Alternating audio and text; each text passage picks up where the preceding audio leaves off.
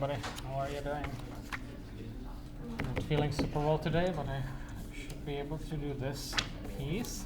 So today I want to explain you the Projective Dynamics paper, because some of you are working on it, and unlike rigid body physics, which you can just read books about, there's like lots of tutorials about that. This is something that hasn't even been published yet. It just has been accepted. We are actually just arguing about the title with the primary reviewer today, so the title might still change. The Projective Dynamics will probably actually will not change. It will probably stay the same. And why I think this is important and why it fits in other than some of you are doing this as your final project and you cannot really find any information about it because this is something completely new. Why this is important is because this builds the bridge between position-based dynamics and finite element method. So finite elements is what we discussed before.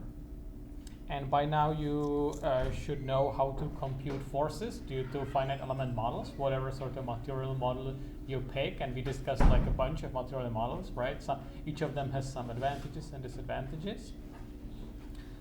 And whatever you choose, you should now know how to compute the forces, which involve differentiating the elastic energy potential function. And forces are all you need for an explicit integration scheme. But you already know very well that explicit integration schemes are exploding, right? Unless you give it very, very small time step. But if you then give it very small time step, then it's slow and usually not useful for physics-based animation. So what we need to do is an implicit integration, which you can do with the finite element method that I sort of hinted at it the last time. I'm not gonna do it in detail because that needs another level of differentiation, right? When we just needed forces, we had to differentiate the elastic energy once. If we want to do implicit integration, we need to differentiate it twice, right? So it gets even more complicated. Even worse than that, what we need to do after you have differentiated twice and get the Jacobian of the forces or the Hessian of the energy, then you need to solve a linear system every single time, and the linear system changes from step to step. It's analogous to what you have seen for implicit integration for springs, okay? So this projective dynamics is a different approach, which is basically almost as accurate as finite element method. It's also derived from like a continuum formulation. We also be looking at like individual tetrahedra and how they deform, but it doesn't need second order derivatives. The way how the individual potentials are combined is different than in finite element method. And today I will explain you how exactly that works. So maybe let me show you again the video to remind you. I showed that when I talked about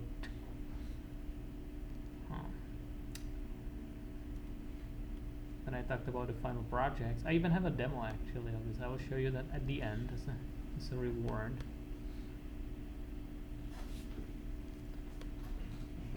Here's the submission video, the thing with the house. So this is what I'm going to explain today. How does this tie to finite element method? What is this picture and so on? The paper also discusses about the relationship to position-based dynamics, which I will not cover today, but you can sort of think about it. But here is this is what is important. That's the main point of finite elements too, that you need to worry less about the tessellation dependence, that even if the tessellation changes quite a bit, the material still behaves as you would expect, that the behavior doesn't really change so much depending on the tessellation.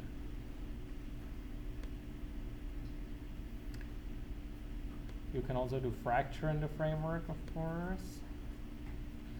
This is one particular material type, if you will, or model, which this method supports, strain limiting. It's sort of closely related to the material models I discussed before in finite elements. This is buckling due to bending stiffness, and this is about volume preservation. So some of these guys are more volume preserving than others.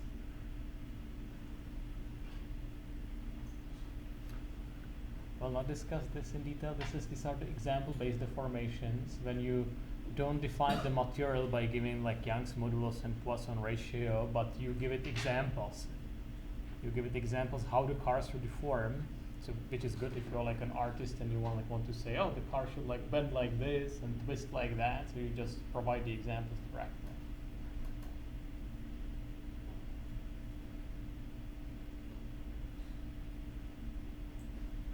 It's also a pretty robust solver. It's an implicit solver, so it holds up pretty well under large external forces. I will show you a live demo, and you can also torture it if you want.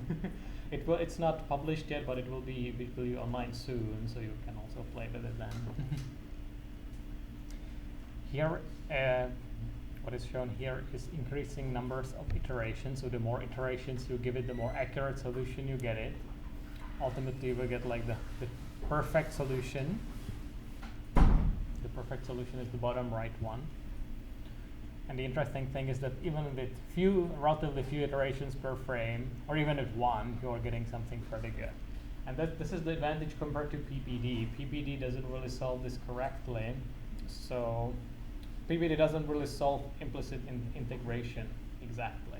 It solves something similar to that gives you some sort of dynamic behavior, but doesn't really converge to the right thing, as we already discussed when we talked about PBD. Yeah, and this is just a cool house scene where everything is deformable. And it's also combining different types of dimensions, if you will. There is like the one-dimensional string, right, where the clothes are hanging on. Then there is the clothes and the blades of grass and the leaves, which are like 2D sheets. And then there's the house, which is like a volumetric model. And I think the tree.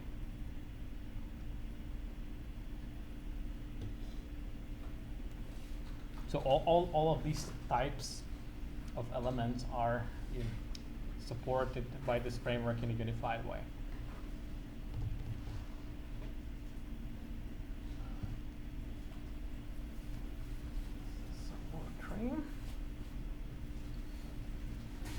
Yeah, and I will show you a live demo at the end after I explain you the main idea how this works. Okay, so let's get to it. Let's first recap some notation.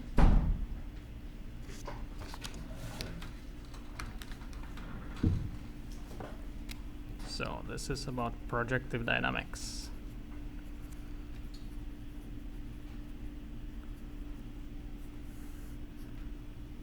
Oh wait, I need to make this bigger.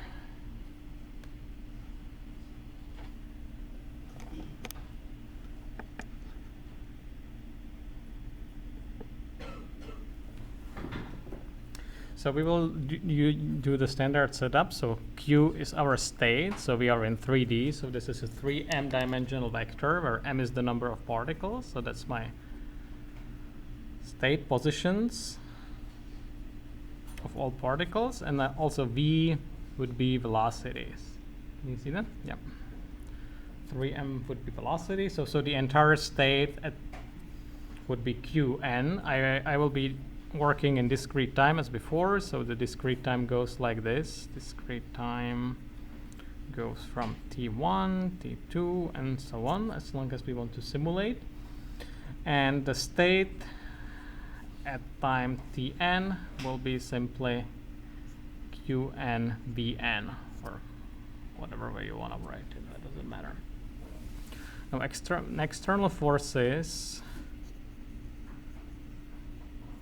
I will denote as fx. They don't really play that huge role. Typically we only use them to do like gravity and simple things like that, so no complicated forces are happening there. The more interesting thing are the internal forces, which are due to elasticity of the system, F internal.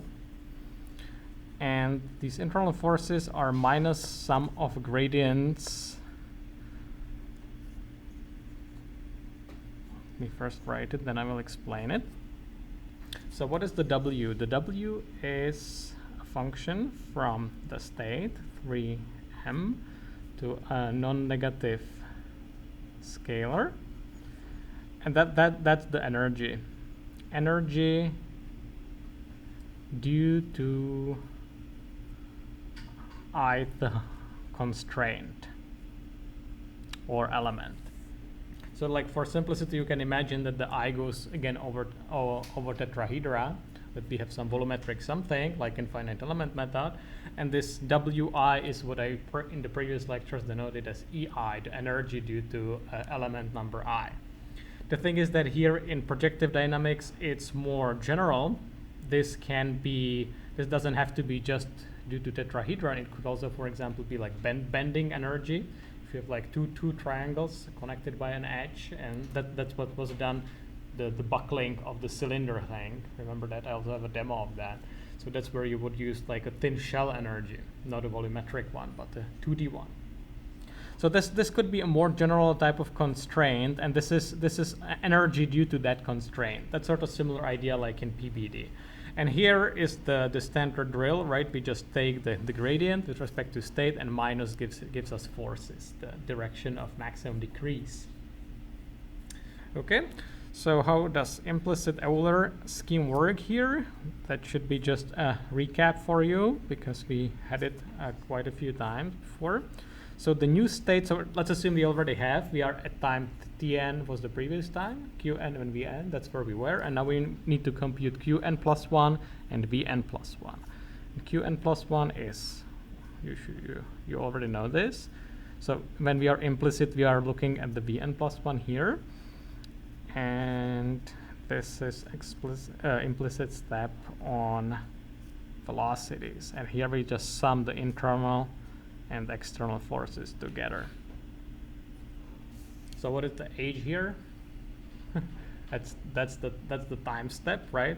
We assume that this sequence of times has a constant difference, which is exactly this h, typically 1/30 seconds, right? And m is the mass matrix. So we are working with some particles, and every particle has some mass, and it's assembled in the mass matrix as before. We could make it a little bit more complicated to make it more finite elementsy, but I don't think that's necessary here. Okay, so when I multiply the second equation by m and substitute it to the first equation, I get this. Oh, by the way, I should say that this is essentially a generalization of the fast mass springs paper I presented earlier this semester. Remember the paper with Tintin with like the shooting frog and this. So this was essentially the same idea only for springs. So this is basically the projective dynamics is about generalizing this idea to finite element models. That's the relationship to that thing. So if I multiply the second equation by m and plug it into the first equation, I will get this. N minus HVN, and that is equal to the sum of all forces.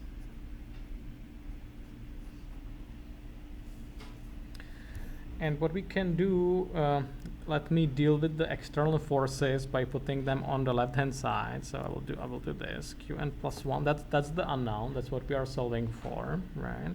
It's gonna be minus Qn minus HVN minus h squared m inverse external forces equals h squared internal forces.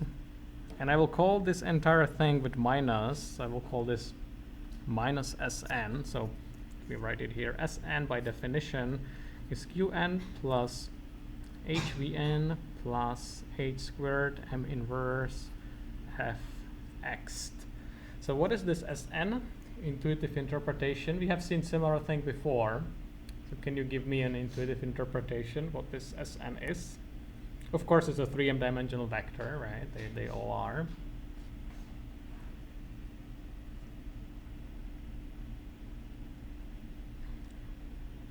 This is basically the same thing PBD is doing, position-based dynamics.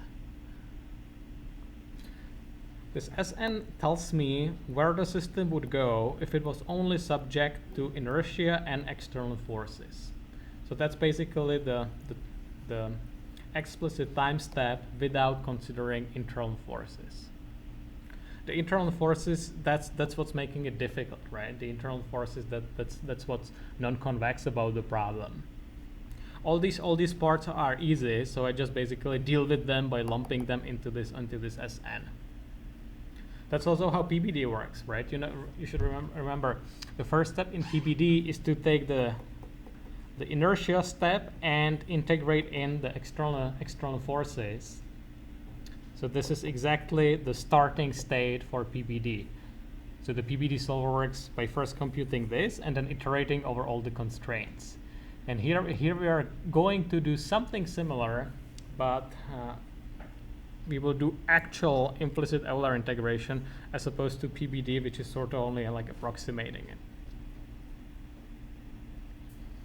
Okay, so we already before we already discussed that this is equivalent to a minimization problem, which is this minimization problem over Qn plus 1, and I can write it like this: 1 over 2h squared m to 1/2 Qn plus 1 minus Sn squared plus sum of the potentials Wi at state Qn plus 1. That's important. So this is again similar to what we have seen before. Finding solution to this set of equations is equivalent to finding critical point or minimizing, or the argument the Qn plus 1 minimizing this objective. So maybe I could like put it all in brackets to make it very clear. Why is that? That's because if I take the derivative of this, I will get exactly this. It's not that difficult to see. That's because the derivative of the Wi with minus is this f internal. I'm not gonna do that. We have done this too many times already. So, but it's easy. So again, the main message is that solving implicit Euler step, solving for Qn plus 1, and of course then Vn plus 1. Once I have Qn plus 1, it's trivial to compute Vn plus 1, right? So all I need to do is solve for Qn plus 1. Solving for Qn plus 1 is equivalent to solving this minimization problem. Okay? And let's look at these two terms. What do they mean? Oh, what means the m to 1/2? I hope that's not confusing anybody. Everybody's happy with m to 1/2. Square root of a matrix. In this case, the M is a diagonal matrix, so you can imagine it's a diagonal matrix. I think we always use just a diagonal matrix. So taking a square root of a diagonal matrix is trivial. Just square root all of the elements on the diagonal, right?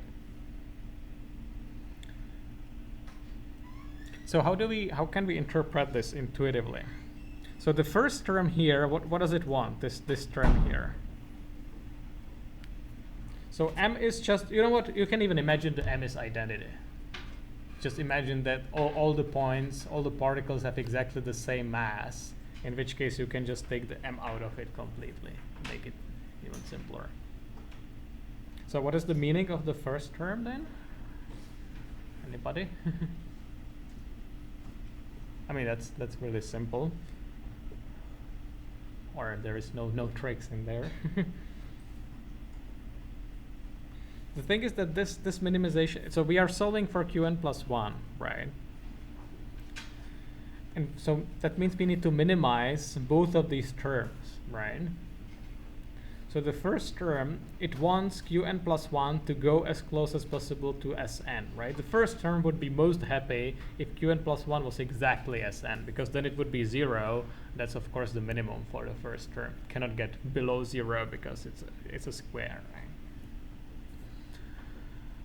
Now the thing is, it cannot, or usually it cannot go exactly to Sn because there is the second term, and the interpretation of the second term is also straightforward. The second term tells me the elastic energy of all my constraints.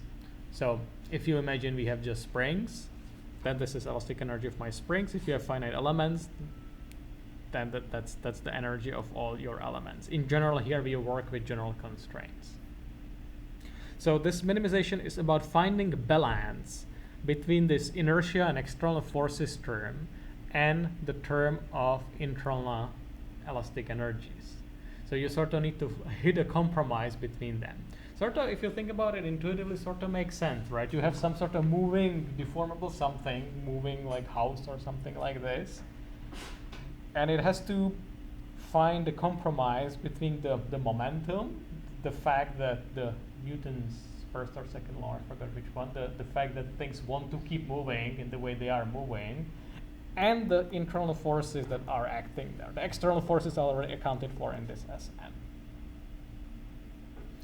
And the standard, oh, yeah, this WI, let me remind you, if you were just doing a standard finite element method, we could just say that the WI would be, for example, one of the simple energies we used in the previous lecture. We could just use this one. Remember this, where this was the deformation gradient, this was the best fit rotation. We could just, if i's are tetrahedra, we could just directly plug in this. So for the WI, we can plug in all the energies we discussed during the previous 2 lectures on FEM. We can also do different types of energies, really anything.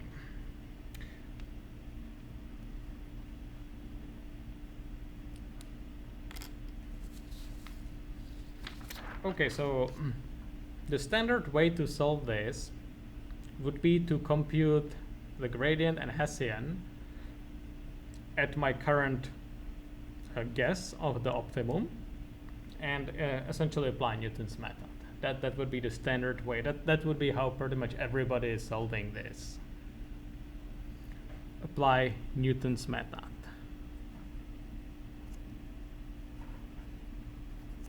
Or some people call it Newton-Raphson method. That would be the standard way of solving this. And what I would like to explain you today is the idea of the projective dynamics, which is a different way of solving the same optimization problem. So that's not a Newton solver. It's a different type of solver. And this different type of solver, a local global type solver, is possible due to the following trick. Due to special type of potentials. So these functions W will be defined in a special way. So let's get to this. That's the heart of this method.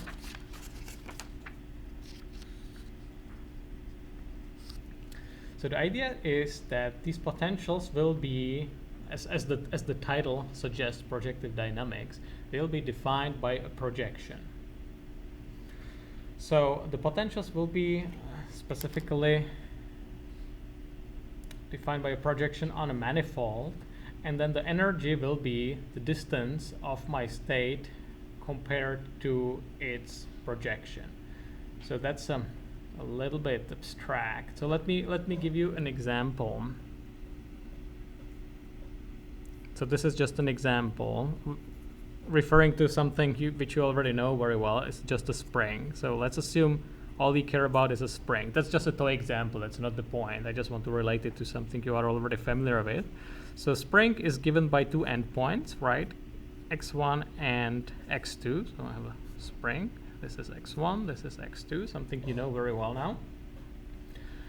And here is the interesting way I can think about the potential of a spring. So I can say I define a constraint manifold, which I will denote as this calligraphic C to make my writing easier, and will be defined like this. Will be defined as all of these pairs x1 and x2 from R6, such that the distance from x1 to x2 is exactly r, or guess what r is? The rest length of the spring, right? So this is rest length, so this is length r. So this should look familiar, right? The springs always want to maintain their rest length. And what this constraint manifold describes is all the configurations of the spring where the spring is exactly at the rest length. So what it is, this is a 5-dimensional manifold in 6-dimensional space. So I cannot draw you this, but I can draw you an example of a 1D manifold just to get an idea in 2D. So in 2D, the manifold could look like this. This would be my 1D manifold in 2D, which is this space. If you have any questions, just shout at me if I'm not making it clear. This is obviously the first time I'm teaching this. This is probably the first time this is being presented ever. So if I have my state Q, so like this x1, x2 could be my state Q, I can ask myself, what is the point on the manifold that is closest to Q? and I can denote it as P. So this is the point on the manifold. This is my manifold, this closed curve. That's a 1D manifold in 2D. Here on the spring, I would be working 5D manifold in 6D. And I can ask myself, what is the distance of Q from the projection on the manifold? And I can measure it, right? The simplest way I could measure it is just take Euclidean distance, and that would be some measure. And the idea is this is going to be my energy. That's the main idea of projective dynamics. My energy is going to be the distance from the closest point on the constraint manifold. So for example, for the spring, this is the simplest case of a constraint manifold and also the simplest case of an element, the spring. That would be just a projection on the rest length of the spring. And by the way, if we use exactly this, we basically end up with Tintin's paper, the fast mass springs, which I explained to you earlier. But the whole point of this is to be able to generalize this to different types of constraint manifolds. Does that make sense?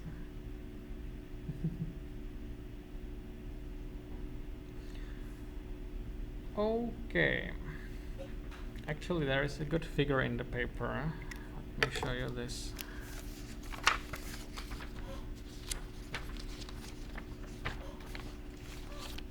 This figure sort of that's what it refers to. So this EP equals 0, that's the surface of the manifold. This Q is my current state of an element or of a constraint. That could be just some number of particles, not too many typically. The P is the projection, the closest point on the manifold, and these sort of like level sets or whatever you want to call it are sort of the energy values, right? So it would be 0 exactly here, and the further away you go, the higher energy you will get. Yeah. So we need to formalize this a little bit more mathematically so we can formulate the solver. So the way we can formalize this is using this auxiliary function WQP, where, well, let me first write it and then I will explain it. So this will be d of QP, which is some function, plus I of P. So what does this mean? This is, I'm trying to formalize this concept of a distance to the manifold. So this dQp is a quadratic distance function between Q and P. Q is my current state of an element, and the P will be the closest point on the manifold. So the dQp is just a quadratic distance function. So let me write it here. Quadratic distance. So for example, the simplest one would be, as I wrote there before, Q minus P squared. We will not actually use this one. We will use a more complicated one later, but this would be an example of that. And this I of P, that's an interesting thing. That's an indicator function. What does it mean? It's indicating whether we are on the manifold or away from it. So that means the IP will be either 0 or plus infinity, depending if the point P is on the manifold as opposed to when it's not. And why this construction? This construction is there so that if I say that if I minimize over P, this WQP, what do I get? Now this is a slightly tricky question, but maybe not that tricky.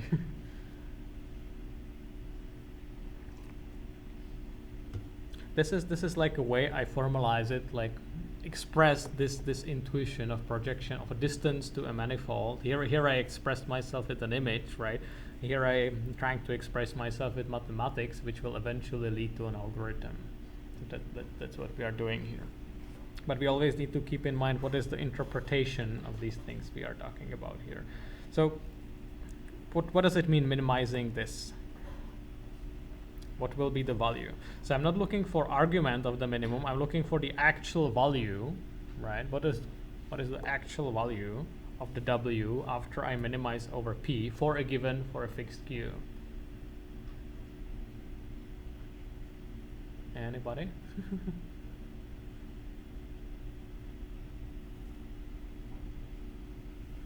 well, think about it. What does it mean, minimizing over P? I mean, this IP doesn't really give you much of a choice, right? Either you will be away from the manifold, then we get plus infinity. Well, that's not going to be a very good minimum, right?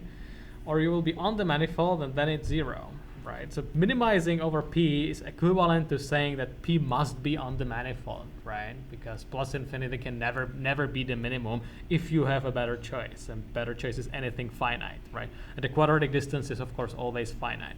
So this is nothing but this is exactly distance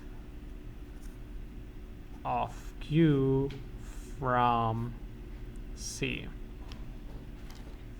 So this is exactly what I was sort of drawing here. This distance may be squared. Yeah.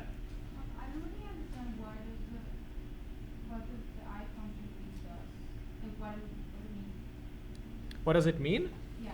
It's just like it's a mathematical formalization. So I guess in 1D I could draw the indicator. So this is like in lots of dimensions, right? If I should give you an example of a 1D indicator, I could do like this. So that would be a 1D axis x, and I could have an indicator of 0. Let's assume that my manifold is just like 2 points, -1 and 1, for example, right? So what does it mean that the indicator would be infinite everywhere, here 0, infinite everywhere, and here 0, right? These type of indicator functions sometimes appear in optimization, and they are basically a different way of saying you cannot go there. You would get infinite penalty, right? But you can just it's nice that you can formalize it as a function, because then you can derive all sorts of cool algorithms from this intuition. Like for example, I don't know if you have had some convex optimization interior point methods. They essentially work by approximating these indicator functions. But I don't want to go too much on a tangent. So the idea of the indicator is saying, hey, you cannot go away from the manifold if I minimize over that, right? So the indicator is just a function that either takes infinity or 0, right? If I minimize over it, that means I cannot be at infinity. I must be at 0. That's the idea. Okay. Yeah, that's a good question. That's sort of this formalization. You might think it's like way too nerdy or formal or something like that, but it really helps to square away the formulation. Yes. Okay. And this is also the main idea of projective dynamics, essentially. In finite elements, you have just like a nonlinear energy, and you somehow have to deal with it. And that's what most of the problems come from, is from these nonlinearities, right? Already the geometric nonlinearity, the fact that we want rotation invariance, is presenting quite a bit of headache, right? When I talked about finite elements, I thought that we need to do like SVD, or at least the green strain or something like that, which leads to higher order polynomials or even nonlinear expressions. So the idea here is, that's the main idea of projective dynamics, is to capture all the nonlinearity by the constraint manifold. So all the nonlinearity will be hidden here, and the energy will be just quadratic. Quadratic is basically synonym to simple. Okay. So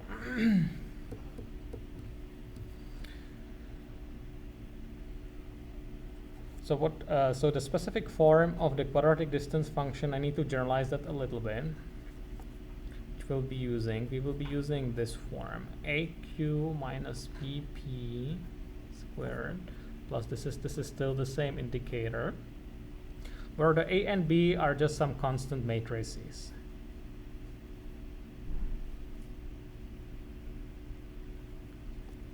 So for example, imagine that A and B are identity. It's not the best choice. In a little bit I will explain you what is a better choice for these matrices. The point here is that whatever the A and B are, that doesn't matter, because this is still going to be quadratic. If these are constant matrices, then this is just a linear operation, and here it's just taking squares, so it's a quadratic distance, regardless of how I pick the A and B, right? So let me keep them arbitrary. If it bothers you, just imagine that A and B can be the same and can be identity, so they go away, and I'm back to my standard Q minus P.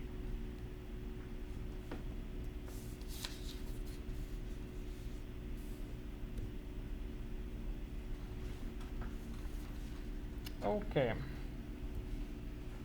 So this will be and actually minimizing this over, so minimizing this WQP of this form over P, and I can now say that for every constraint I have a little different one, and this will, what I will do is I will say that this is my new energy, or that this is my WIQ. So I can I can take this and plug it into here.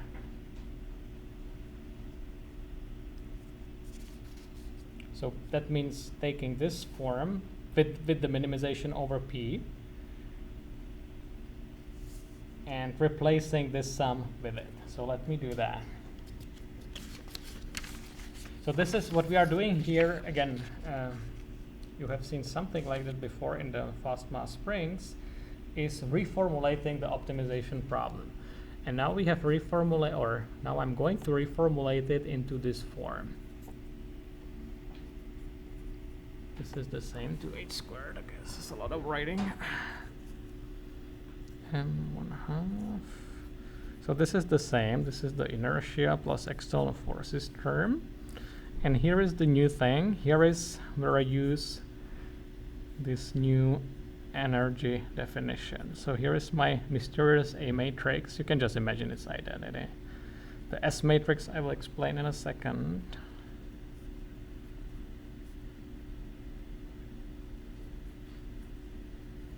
And this is indicator of constraint CI evaluated at PI.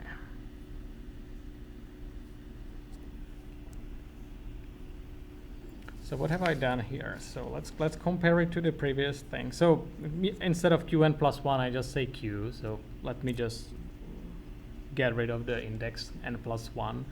It's understood that we already are at step n and we are computing the result of step n plus 1. And I replaced this term here with the form of the energy we have just discussed. So this A and B matrices are essentially the quadratic distance function parameters. What is the S matrix? S is a selector matrix.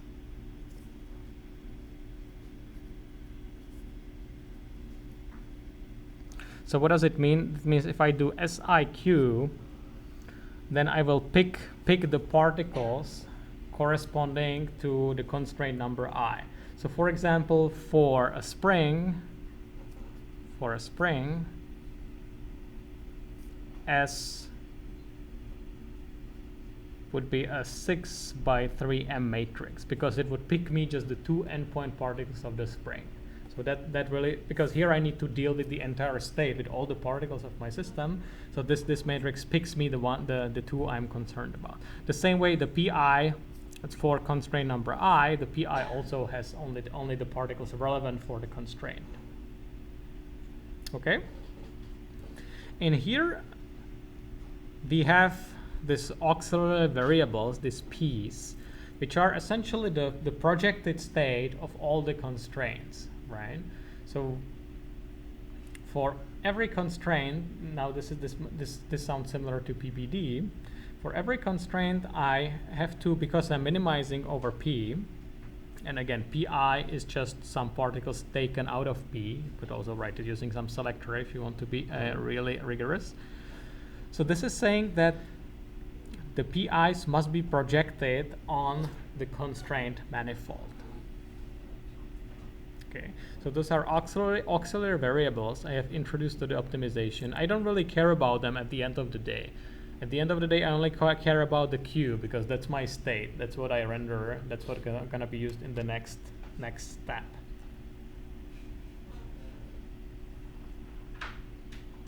So if you remember the fast mass springs lecture, then you can see the similarity there. Do you remember what was the analog of P in the fast mass springs paper? That was only for springs, right? Here we're working with arbitrary constraints, but when we were dealing with springs, what were the P's there? Those were the spring direction vectors, the D vectors, which was a vector scaled by the rest length of the spring. So here the P plays essentially the same role for arbitrary type of constraints. And again, the point here is similar like before. The point here is that we can now do the local global alternation. It's also called the block coordinate descent, which is a different optimization technique than the standard Newton's method. And I would argue that it's easier to use because you don't have to compute any higher order derivatives. So again, how do we apply this local global alternation here? Again, so first the local step. So the local global always works like this. So that's basically why we introduce here this P, because the idea is to fix one part of the variables and optimize over the second one, and then flip. Fix Q and optimize over P. So the local step means that we pretend that Q's are fixed. We just freeze them. We say you cannot change those. And we will minimize over P. So the first term is irrelevant because we said Q is constant, so we cannot do anything to it. So all we can do is minimize the remaining term, right? We minimize this part here. We just copy it here.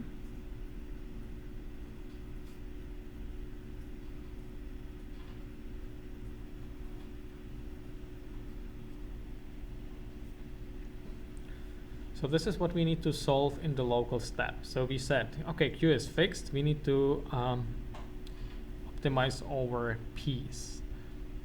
By the way, maybe I should explain you that this P vector is a stack of all particles per constraint. So that means if I'm looking like at a mass spring system, that means that this is one constraint. This would be another constraint, right? So this one actually would be duplicated there, right? But that's okay because then the global step will then bring them back together. It will be obvious. So how do I solve this? So basically I'm left just with this piece of the optimization problem, right? So here I have to deal with the projection on the manifold. So basically what this means, you can equivalently cast it as a constraint optimization. That means minimize this quadratic energy. This is still a convex quadratic function. And then to minimize it subject to the constraint that Pi is on the manifold Ci, right? And the cool thing is that the sum over i's, these terms don't interact. So I can just minimize it independently for every I. For every constraint, I can just minimize it independently. That's the cool thing about the local step. I guess that's why it's called local at the first place, that I can project every single constraint independently. So that's really, again, rings a bell from PBD, position-based dynamics. This is essentially just constraint projection, right? So if I am in a mass spring system, and let's say I have just this stupid simple mass spring system, and the springs are like extended like this, all this means is that I will just project them to the rest lengths like this, right? And I will end up with springs which are now detached, which is allowed after the local step, because the global step will then bring them back.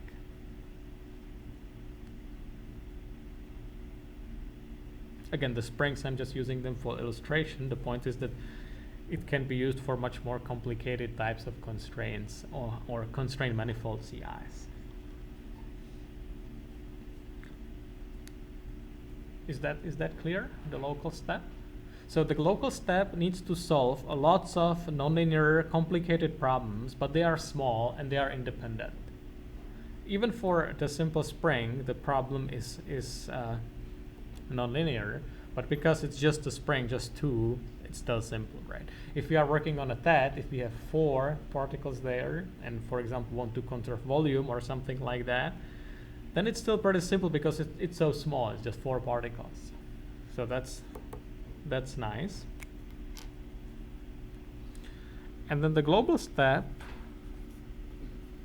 that's sort of like the complementary thing. So here we assume that we fix the P, or all the PIs equivalently, and solve for Q. So what does it mean if we fix all the P's? Well, first of all, this better be 0, right? Because in this step we minimized it. If we did it correctly, that this cannot be plus infinite, it must be on the manifold. So this falls out, right? And this P here, that becomes just a constant. So all we are left with is solving a quadratic, or minimizing a quadratic function. And we do the standard thing. Minimizing a quadratic function is easy because all you need to do is compute the gradient, set the gradient to 0. So compute gradient, set to 0, and solve the resulting linear system. So how does the resulting linear system look like? It looks exactly like this. I'm not gonna bother you with all the derivations. I'll just write the result here.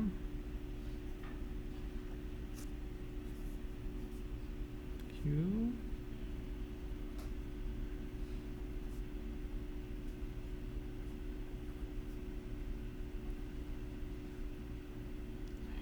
transpose BI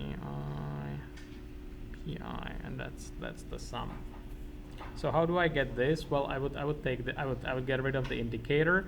I would expand these square norms, and I would differentiate over Q. It's sort of easy. You can do that for voluntary homework if you want. The point is that this is just a linear system solve, and the most important thing is that this is a matrix which I will call Y, and this is constant as long as we are not changing, we are not adding or removing some constraints. This matrix Y is always the same, and that's why the global step will be efficient. The local step is efficient because it separates into lots of small problems, and the global step is efficient because the Y matrix typically does not change. So if the Y matrix does not change, we can prefactor it using Cholesky decomposition. We have again had this before. So that means the matrix Y, it's relatively easy to see that it's symmetric and positive definite. So the Cholesky decomposition always exists and can be written like this, where L is a lower triangular matrix. So it means it has only non-zeros here. Here it's everything is 0. So this factorization, that's sort of the most time-consuming step of the solve. And once the factorization is obtained, then for different right-hand sides, this right-hand side, that they will be changing every iteration because the PIs will be changing, right? The PIs are computed in the local step, so they will be changing quite a lot. So the right-hand side will be changing. So if I denote it as P, then we will need to solve these, or let me start with this. We will need to solve this type of linear systems where the Y is not changing, but B is changing a lot. So because Y is constant, I can just replace it with the LLT, right? And I can introduce substitution. I can say that LTX is some vector Y. And the way I solve this is I solve Ly equals B. And that's a very fast solve because it's just a triangular system. I can solve it directly by back substitution or front substitution, whatever you want to call it. You know this, right, from linear algebra. And once I have obtained this Y, I go back to this system. And the LT, that's of course the same story, right? I have zeros here and non-zeros are, that's upper triangle matrix. So this solve is also extremely fast once I already have the factors L and LT. And that gives me the x. The x is my solution. So I'm done very quickly there. Of course, what we need to do here is to use sparse Koleski, because all these matrices are sparse, and if you're not gonna use the sparsity unless you have very small systems, that's gonna be just super slow. But if you do it right, then this solve, thanks to the fact that you can prefactor it, is much faster than solving linear system in Newton's method, because then this system matrix would be changing in every step. Here it's typically not changing, unless there is some tearing or something like that, or collisions, and you need to add more constraints, in which case we do need to update this. Okay. Now I still owe you an explanation of these A and B matrices. It turns out that that is actually important. So as I said, the simplest choice, so let me explain this. The simplest choice would be just put their identities, right? So let's think a little bit for a second. What does it mean if I put their identities? So on this toy example of springs, so let's say those are two extended springs. What would that mean? So the local step does this, right? It says you go back to your rest length, you also go back to your rest length. So after the local step, I am left with this. So there are two, they got disconnected because that's what the local step can do, right? And if I say that A equals B equals identity, then what is this effectively saying is that these two particles, which are actually supposed to be just one particle, I will just replace them simply by their average, right? They shouldn't have really get disconnected in the first place. So I basically connect them by going to their average.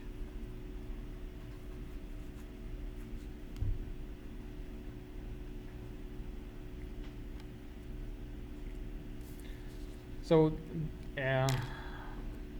formally, that this actually corresponds. If you put there A equal identity, it turns out that this Y matrix will be not only constant but also diagonal. So solving this system is a joke, right? If there is a diagonal matrix, and the diagonal will be essentially just the normalization thing, right? If you are computing an average, then this divide by 2, that's what would be the 1/2 would be on the diagonal.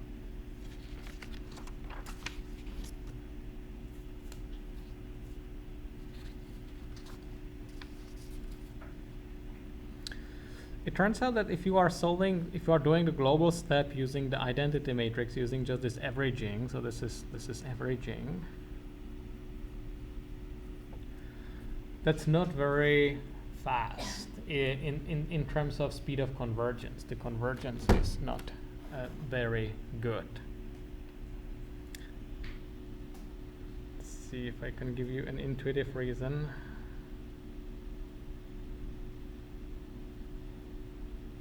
Right, let's try like this for a reason. So imagine you have some sort of curtain which has two constraint points, and I move the constraint points somewhere else. If I'm doing the averaging, then this means there are some springs over here, right, and everywhere. That means this thing moves over here, and if I'm just averaging it with the remaining ones, it will take quite a while before this motion, before pulling on these vertices, propagates to the end of the cloth, right? If I'm just, imagine I just move this there, then I do averages with the neighboring particles and so on until it propagates over the entire cloth. That will take quite a lot of iterations because you have to take basically passes over the entire cloth. Now it turns out that much better choice of matrices A and B is one that cancels global translation. So we can, what we will be using in the projective dynamics are A and B matrices which subtract the mean.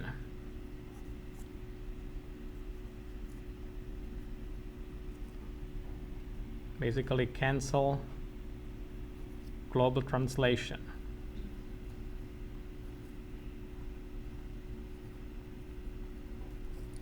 and the A and B matrices will be the same. There are some special cases of energies derived from continuum principles where the A and B could be different, but here they are the same. And it looks like this. So I is an identity, P by P identity, where P is the number of particles of my constraint. So if it's a spring, then P would be 2. 1 over P times JP, where Kronecker I3. So IP is a P by P identity. JP is a P by P matrix of ones, and P is the number of particles.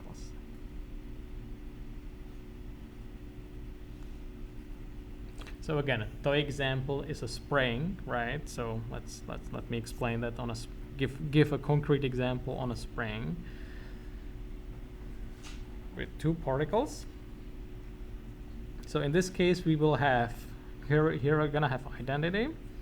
So that means this minus 1 over 2 times the matrix of all ones, then Kronecker I3. What does the Kronecker I3 says is just apply the same thing to X, Y, and Z. That's all the Kronecker says. Because I'm in 3 dimensions, the mean has to work on all coordinates independently, and that's exactly what the Kronecker will do. Yeah, this matrix is just 1/2 minus 1/2 minus 1/2 1/2 Kronecker I3. Maybe it's more intuitive to see what it's doing from here. So here is the identity, right? It just copies whatever it gets, and this means sum all of these guys together and divide by the number of the particles. So this is really mean centering, right? So if I apply it on a spring, this A matrix, what does it compute is the very center, the center of mass, if the 2 masses are equal. And this does an interesting thing. This essentially makes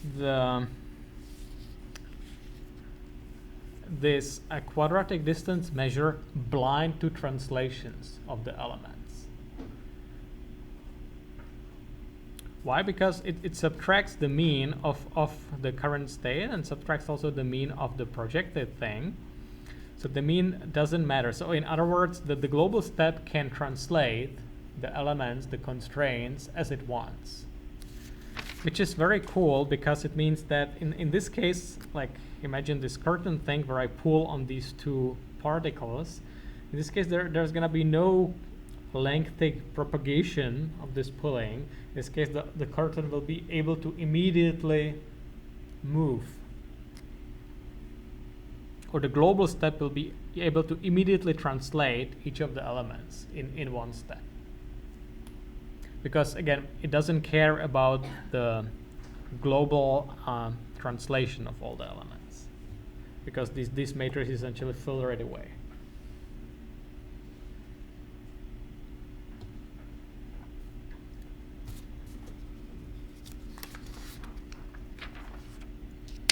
Okay, I should spend some time talking, or at least let me give you at least some comments about all the types of constraints we can use.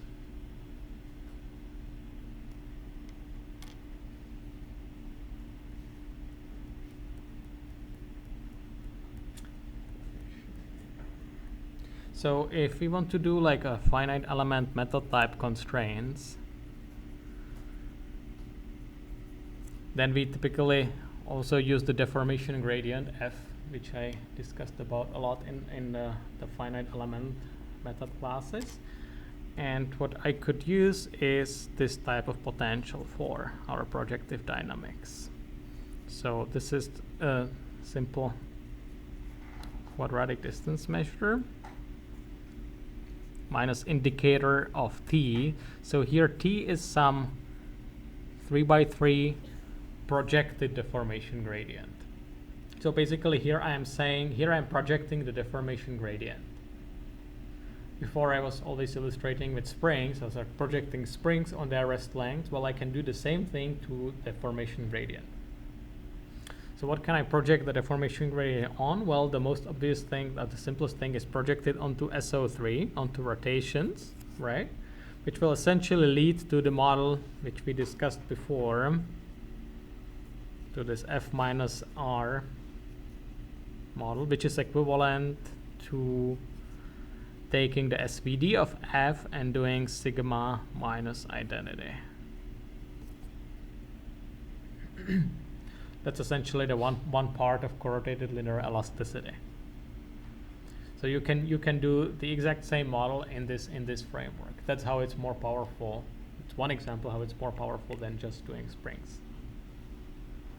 Now we can also project F on really whatever we want. So one useful thing that has been done before in physics-based animation is a thing called strain limiting.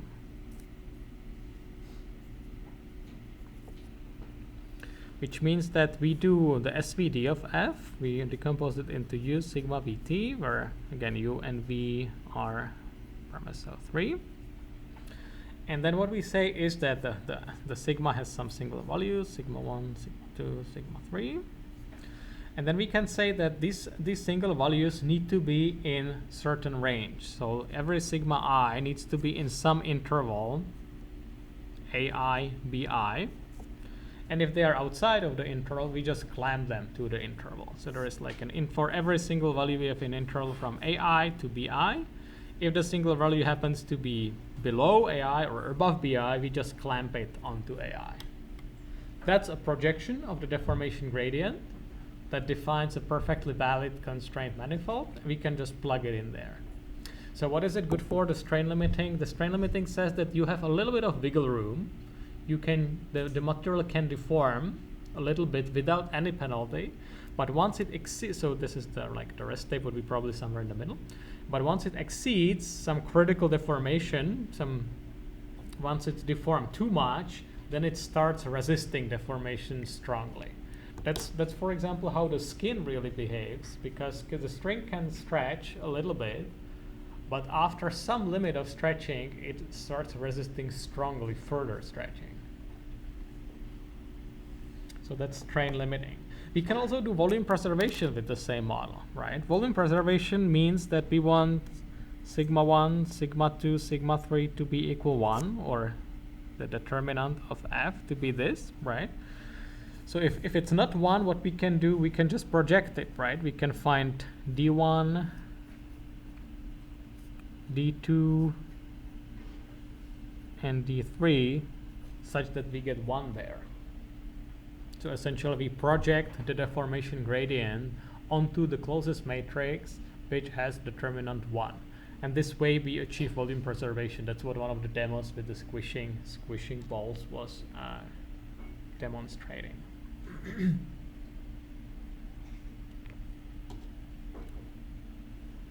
And there is a bunch of other types of constraints. You can also do constraints for bending thin shells. So if you have like two triangles joined by an edge, actually we used even better bending model, one that is actually estimating Laplacian and then using like correlated Laplacian. Okay, I'm not gonna bother you with this. You will be able to read it in the paper if you are interested in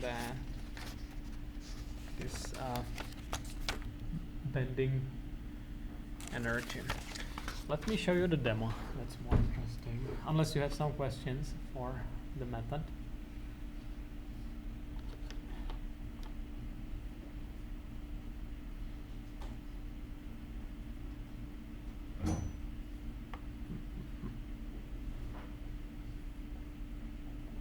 Going away.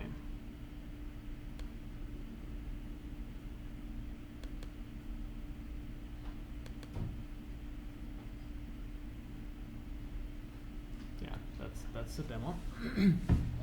Here is a piece of cloth, and I can control it interactively. It's really just like running on the computer. Here you can see the resolution, so it's a pretty decent resolution. It's running, what is it running, like 40, 50, 60 milliseconds. So something like, yeah, it's certainly real time. So here I believe on this cloth is some type of thin shell energy for the bending, and of course something that prevents stretching. Cool thing is that the solver is really pretty stable. You can like really give it like lots of external forces and it still holds quite well. Oh, I think you can also poke it. Yeah. It's sort of more fun to play with it interactively. You can poke it at any points. Sophie and did this demo.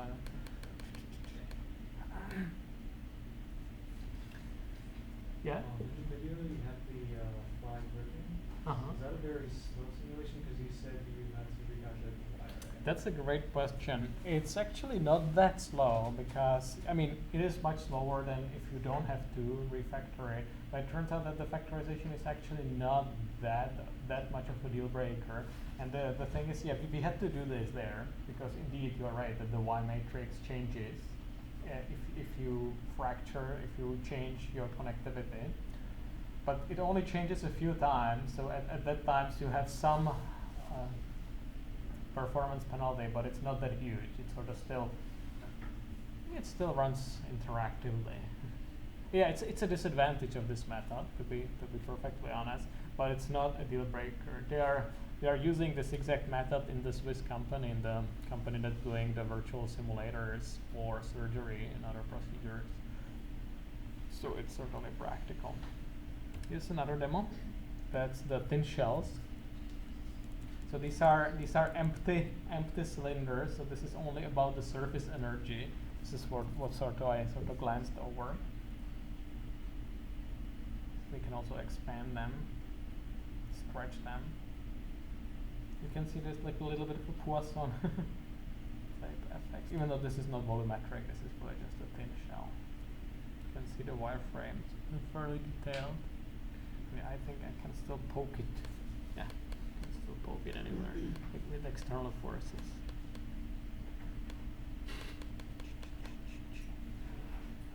And the final demo is this.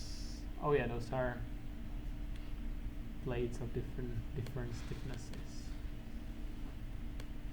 This responds more to yeah. These are less stiff and these are more stiff. So this responds better to poking it with external forces. So this soon enough will be online. I can give it to you I can give you the paper and some starter code if you are working on that. If you are not, then it's maybe better to wait until it's officially published. I wanted also to tell you how does it compare to Newton. That's sort of interesting, right? So what I did here is we presented a different type of solver for implicit Euler time stepping with pretty general types of energy potentials derived from constraints. And I sort of discussed briefly what type of constraints can you do. So the logical question is how does it compare to Newton's method, right, in terms of convergence? And this is shown here. So we compare it on, let me make it bigger.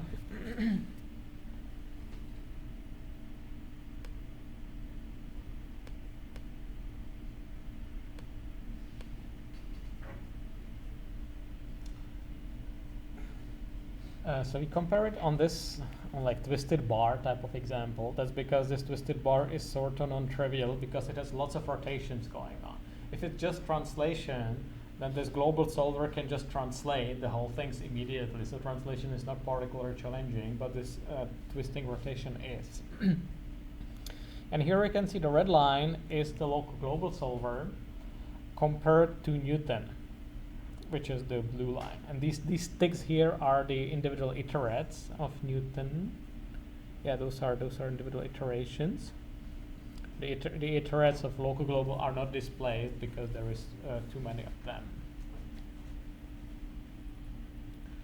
So you can see that it looks like the Newton from this first image, it looks like the Newton is a clear winner because it just converges much faster. Oh, so what I'm plotting here, this is the number of iterations on the x-axis. It's barely visible. Can you read it? I can make it even bigger.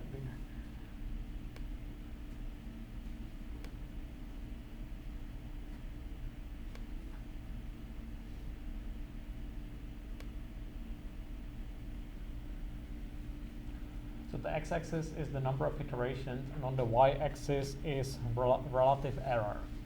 So what did we do to do this comparison? We computed the perfect solution. You can iterate either Newton or other method until convergence, at which point you get the gradient equal to 0, so you really are at the local minimum. You really solve the problem perfectly. That's not what we typically do in these demos, right? When you're just like poking things, you don't really need to iterate it until convergence, so you don't really need to have it to machine precision accuracy. Just need a decent accuracy, but you don't really need 10 digits of accuracy, right? Definitely not for like poking things with your mouse. So Newton really excels in getting quickly to high precision. So this is the relative error. You can roughly interpret it as number of digits of accuracy we have achieved. So if you really want a lot of digits of accuracy, then Newton goes there really quickly. That's the quadratic tail of Newton's method. If you have taken some optimization class, you know that Newton has these two phases. The first is the damped phase, where it behaves linearly, and the second phase is the quadratic phase, when it just drops as a quadratic function, when it's like really fast. So that's really cool about Newton. Our local global solver does not in general behave like that. So here you can see, here it looks like it's much slower per iteration. But if you factor in the time it takes for every iteration, obviously the local global solver is much faster. Every iteration is much faster than in Newton, because it's only solving an already pre-factored linear system, as opposed to Newton, which needs to solve a new linear system every iteration, which is way slower. So here the second graph shows a comparison of relative error with respect to time. And you can see that in this example, like even if you need to go to pretty crazy accuracy, like 10 to minus 10, the local global solver is still winning. And typically in physics-based animation, you don't really need to go like anywhere near this level of accuracy. Like you might stop like somewhere right here, and it might be already more than good enough. So in this case, the local global solver would probably be the better choice. Unless, of course, you have like lots of tearing or lots of constraint updates going on. Even more frequently, this is done due to collisions, because if we are processing collisions with something, that also means additional constraints which we need to take into account. It also means updating the system. So that is a performance penalty, but it's not horrible performance penalty. Okay. Does that make some sense? So that's basically all I wanted to tell you, so we can leave the final 5 minutes for discussion or individual questions. Or we can go play with the demo.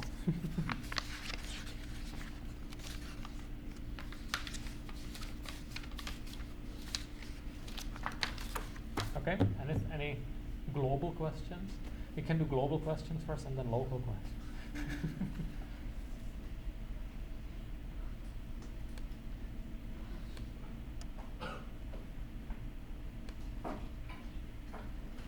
So I take it as no global questions. I'll stop right